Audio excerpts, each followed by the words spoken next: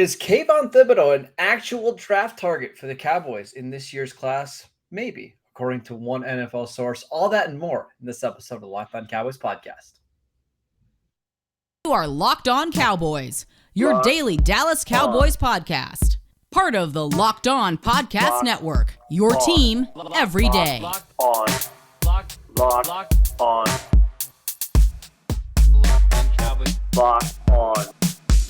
Cowboys.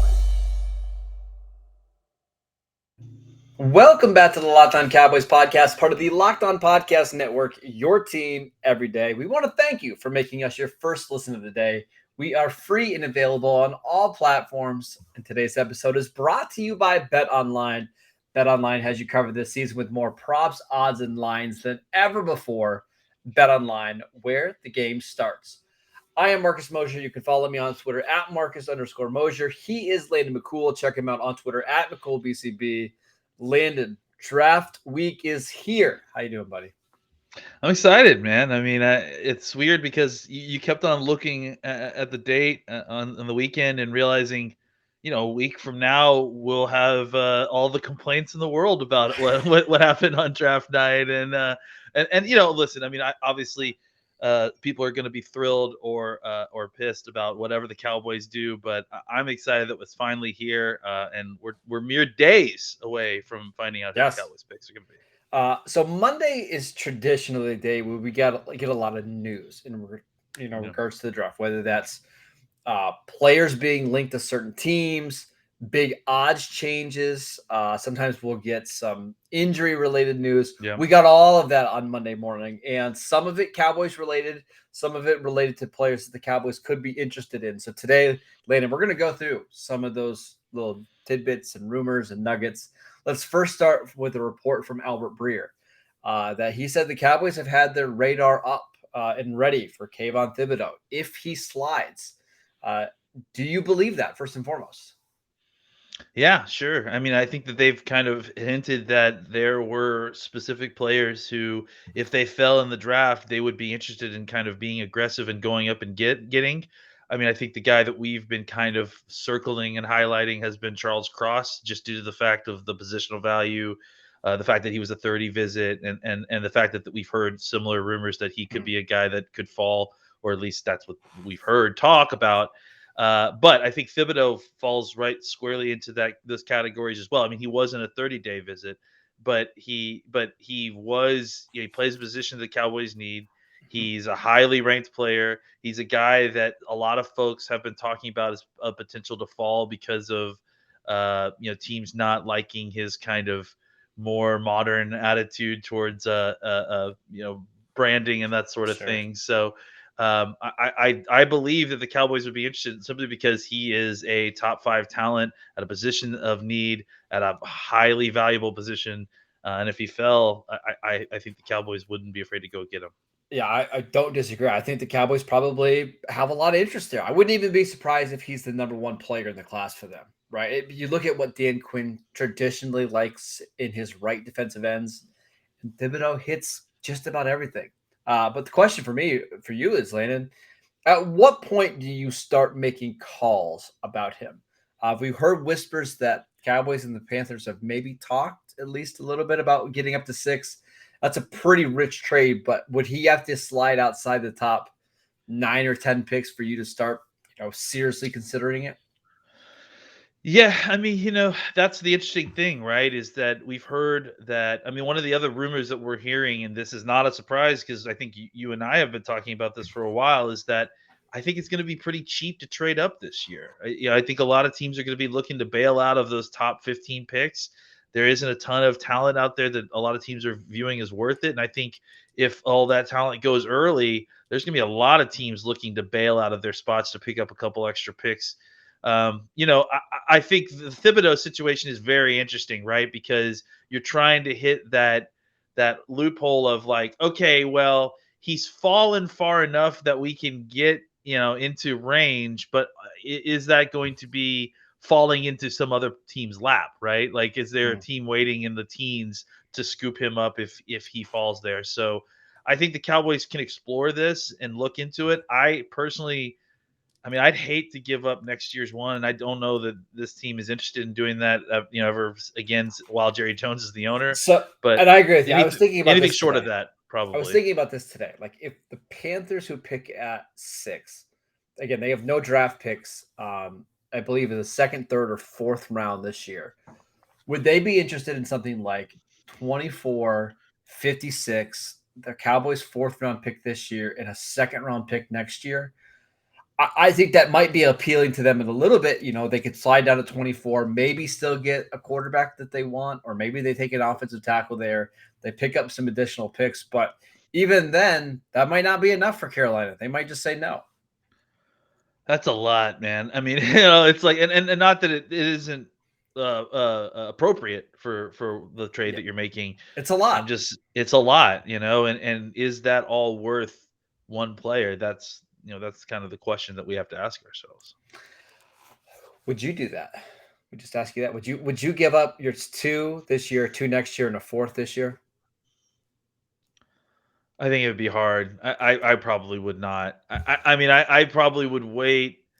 I mean, honestly, I think the spot, that's where my issue here is, that I would probably wait to a spot that he would already be gone, to trade up to. That's unless he falls to, like, a spot where you could throw in your third, and that'd be enough to go up or something, or a second, like, maybe.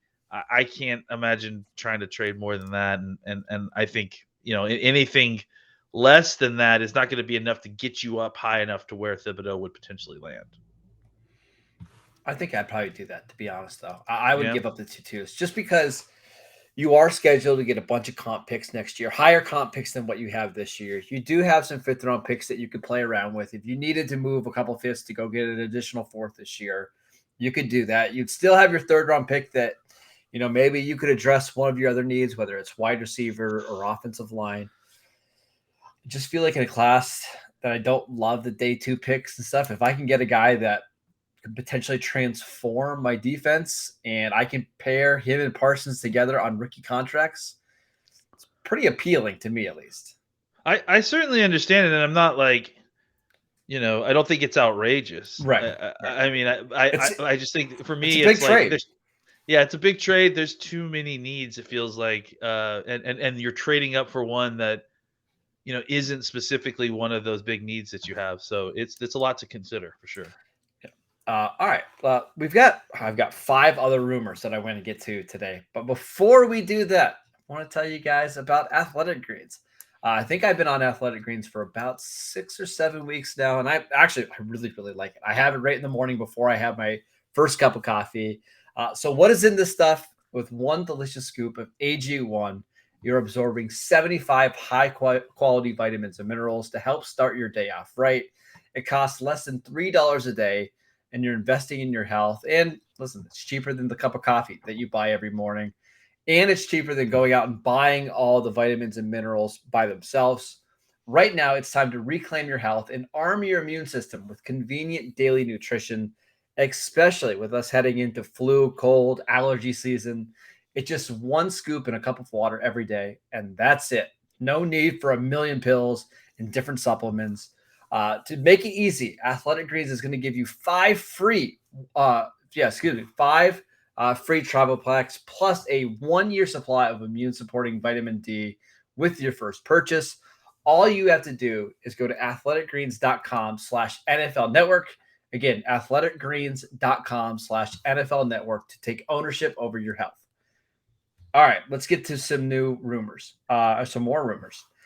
This one from Peter King. Now, normally mock drafts are kind of crazy, and you shouldn't put much stock into them. However, it's important to kind of look at who's doing the mock drafts and their connections. Peter King is pretty close with Jerry Jones. He always has been, right? He mocked them Tyler Linderbaum in the first round. Now, Linderbaum is somebody that we've been hearing from at least the Cowboys media that they're maybe not interested in. But could this be one of the, maybe surprise players that the Cowboys do pick at 24? Man, I hope they do. Simply for the epic level of meltdown in the Dallas media, the fact that they were all completely fooled and they were all completely wrong. Listen, I have been waiting for the draft where all the tendencies that the Cowboys have are used against the other teams, and they completely go against type. They completely go against expectations. Uh, this would definitely qualify for that. They have been, implying that they have nothing, no interest in this guy in the first round. That this is not a guy that they are thinking about bringing in. That he was specifically one of those offensive linemen that didn't get brought in for the 30 visits. Um, I if this were to be the pick, that would be amazing. And honestly, I kind of hope. I mean, I love the player, so I hope it does anyways. But I also think just for the laughs, it would be pretty amazing if the Cowboys was if the Linderbaum was the pick at 24. Yeah. I like Linderbaum a lot. I would be very happy if that was the pick. I still have my doubts that it would be. But however, I think it's interesting that Peter King narrowed it down to basically an interior offensive lineman. And he mentioned that in his mock. He said, I'm going with a gut call, putting Linderbaum in there. To me, that really reads as the Cowboys are probably going to pick an offensive lineman early in this draft. And because he didn't have Linderbaum going yet, it made a lot of sense. Yeah, I mean, again, I like I said, it makes a ton of sense in a lot of different ways. The way it doesn't make sense is how we've been told that it's not a pick that the Cowboys are interested in. So I think it would be a great pick. All right, let's continue with the offensive lineman, Kenyon Green. He's been mocked to Dallas in just about every mock I've seen today, outside of a couple. Couple things on him though. We're seeing a lot of the big Dallas Cowboys, media members, the ones who are quote unquote plugged in, mocking Kenyon Green to Dallas. And in fact, if you asked me today to make a prediction on who the Cowboys pick at 24, I would go Kenyon Green. However, Daniel Jeremiah said that there's some serious knee concerns here that could force him out of the first round. And I actually tweeted a video of it today. And Dane Brugler replied back and said, I'm going to read Dane's exact response. He said, it's possible that he falls a little bit, but those who I talked to said it's more of a down the road issue than a glaring concern right now. Does that make you nervous about Kenyon Green? No, I mean, I've been through the Ron Leary situation, so it's very similar. Where they told us his knee was going to fall off at some point, and it never did. So I mean, eventually, he fell off and played, but he played a very long, very very fruitful career, and was one of the best guards in football for a long time. So I mean, obviously, we don't have the information that the teams have. The teams are going to know better than we do exactly how serious this knee is, and obviously there are varying degrees of those knee injuries. So I feel pretty confident that if the team drafts him, that they feel confident in the knee. There's been too many of these situations that have gone positively for me to kind of gamble against that. I feel like there are knee issues that you should look out for, but if we're talking about something like beyond the first contract, I don't know. That's not something I feel like we necessarily need to worry about too much.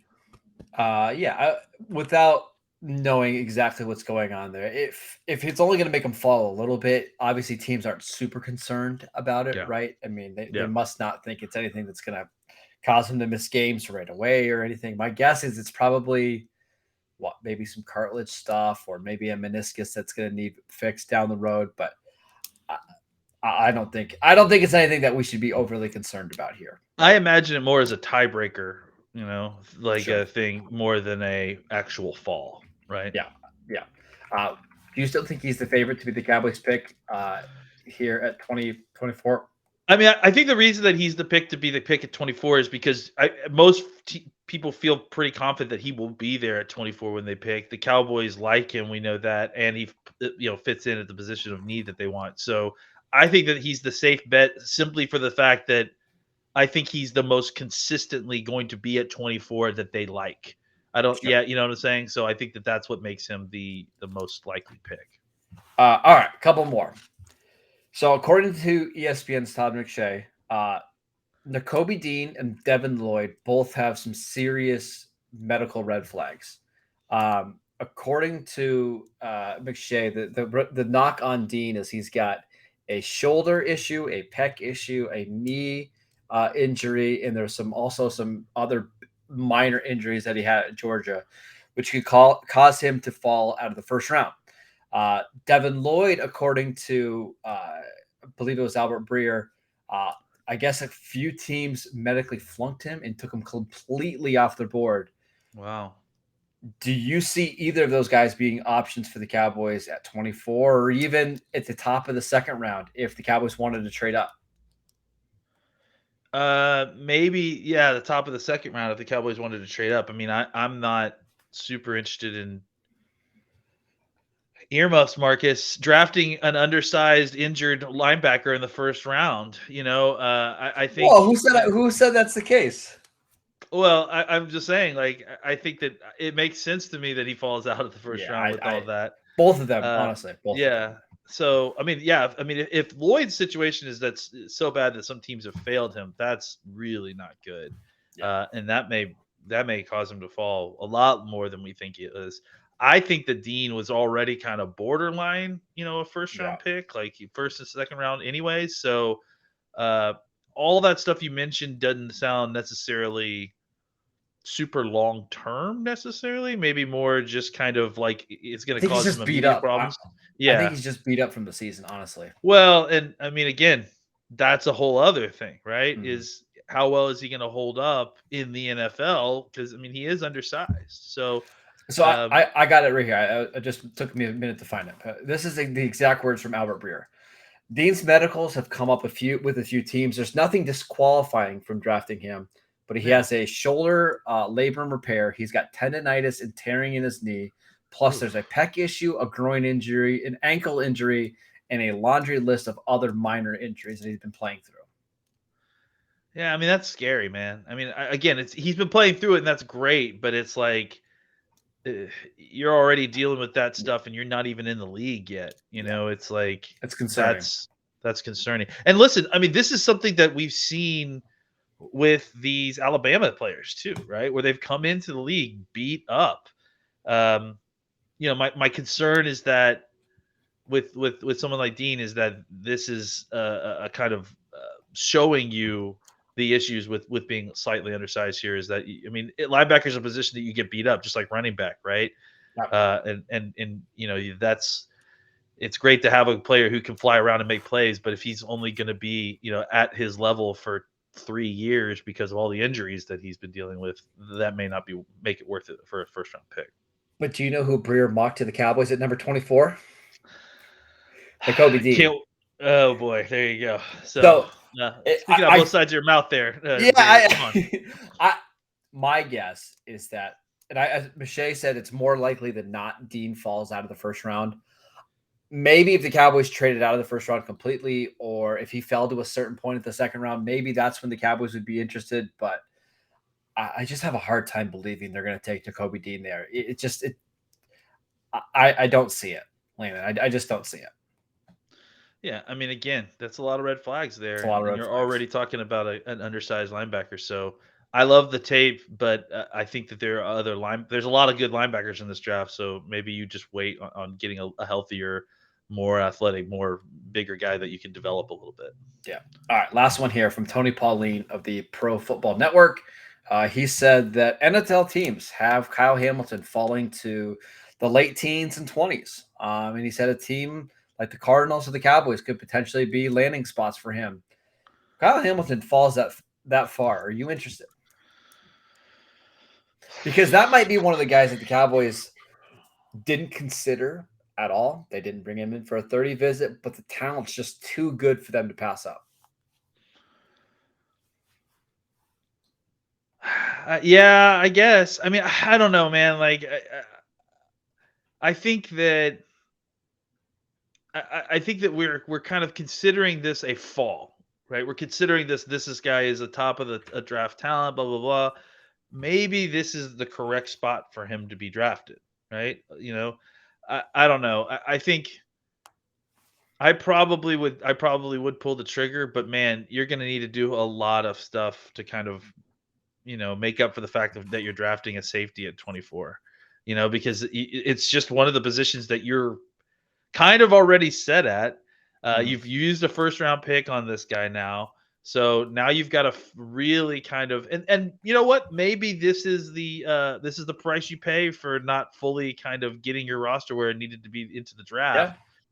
But I don't know. I think I like the player. I certainly wouldn't hate him on the team.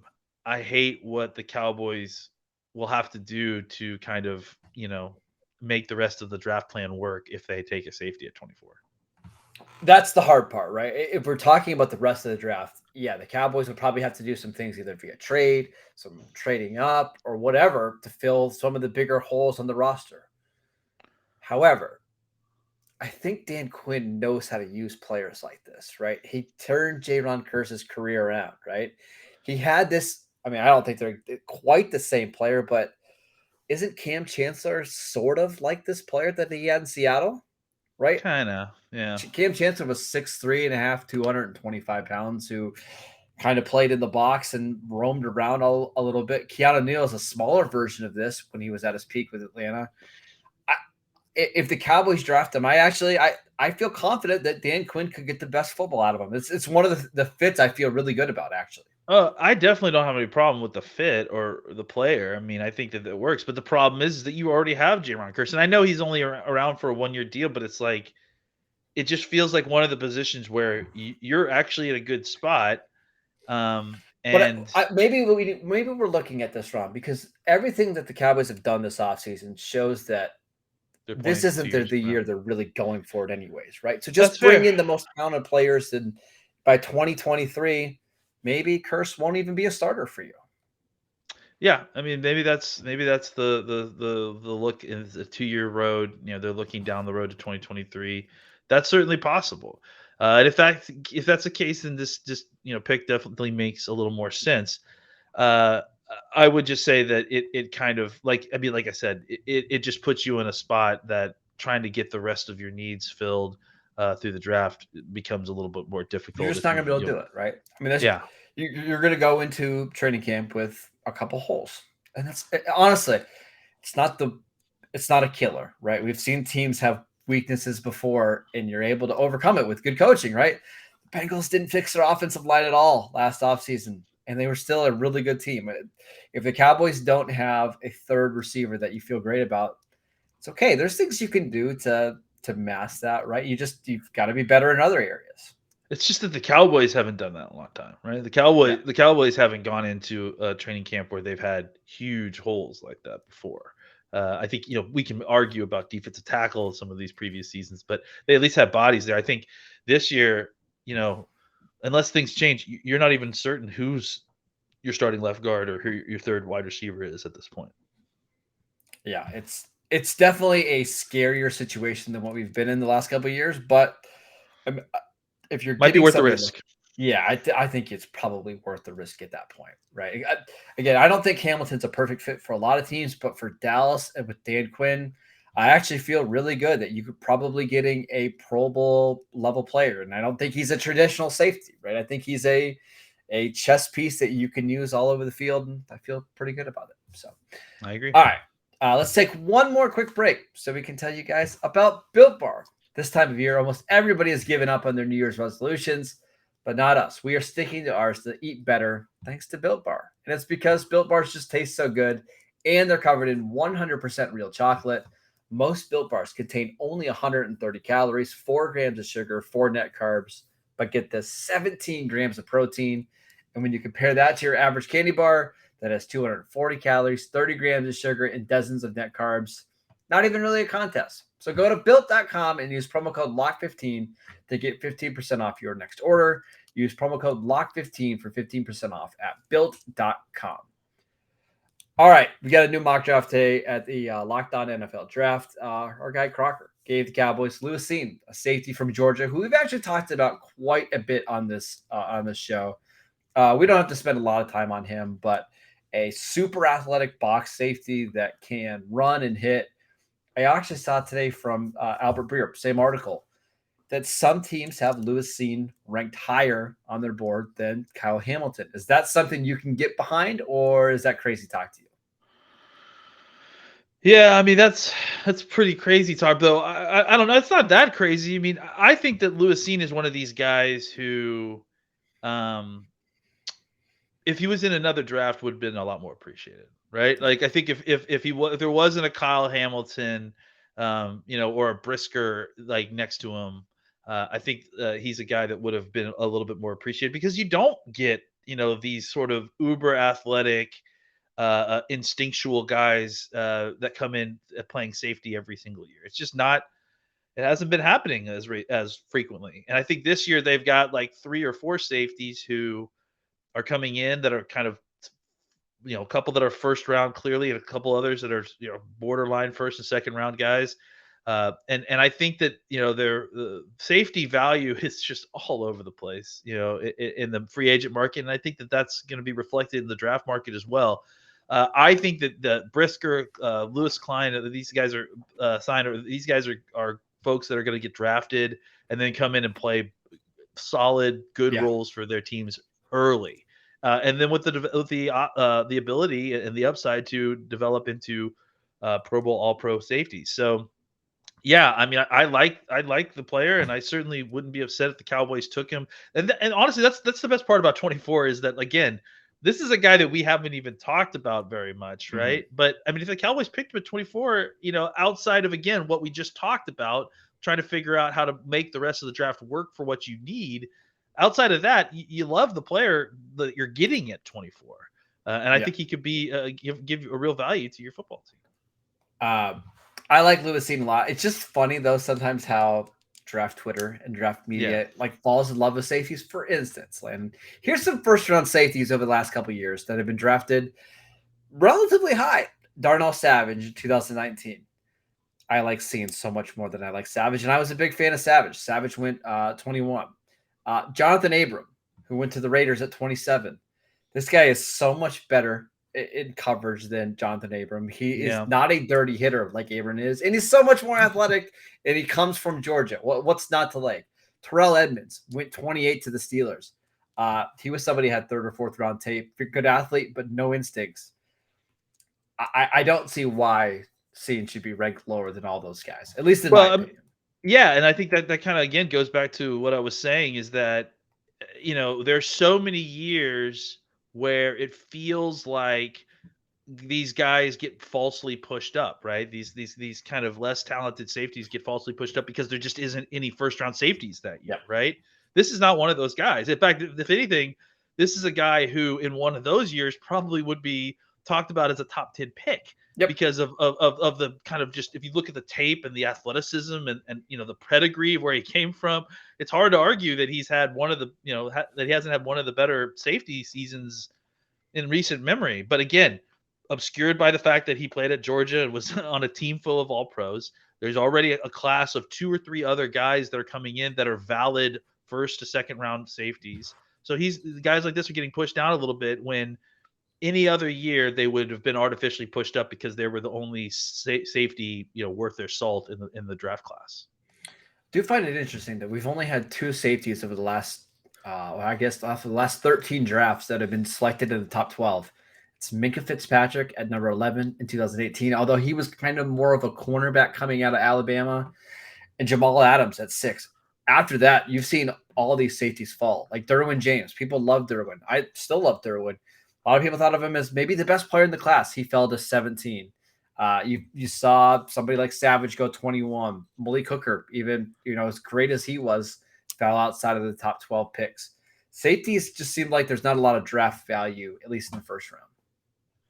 Yes, yeah, I think that it's one of those positions that we said it, like the free agent market is kind of giving you a preview of exactly what the safety market is going to be like for in the draft. It's different teams are evaluating the position differently. Different teams need different things from the position. And so the market is kind of crazy all over the place. And just that different viewing of the position means that there isn't enough drive for need Yeah. for that spot to kind of drive those guys in the top 15 to top 10. That's why, as much as I love Lewis Cine, I wouldn't draft him in the first round just because you're not getting a ton of value. Look at what Pittsburgh did with Terrell Edmonds. They took Terrell Edmonds in the first round in 2018. Over the last 4 years, he started 60 games for them, and he's 25 years old. He signed a vet minimum contract last week at 25 years old for them. There's just no value in drafting a safety in the first round unless you think they are uber special. And I think Kyle Hamilton has a chance to be that. And I think Lewisine can be a borderline Pro Bowl player. It's just you're not really getting the most bang for your buck when it comes to that pick. That's true. Yeah. All right. That is it for today's show. Thank you guys for tuning in. We'll answer your questions tomorrow. We're going to have a War Room Simulator, one final one where we try to guess what the Cowboys will do later in this week. And then Thursday, draft season. We'll get to we'll talk about what the Cowboys do. We'll get to complain about the picks that they made. I'm really looking forward to it, Landon. It should be a lot of fun. Make sure you guys are checking us out on YouTube. You can follow the show wherever you get your podcasts, Spotify, Apple Podcasts, Google Podcasts. Follow the show at Locked On Cowboys. Follow Landon at McCool BCB, and I'm at Marcus _Mosher. We'll see you guys right back here tomorrow.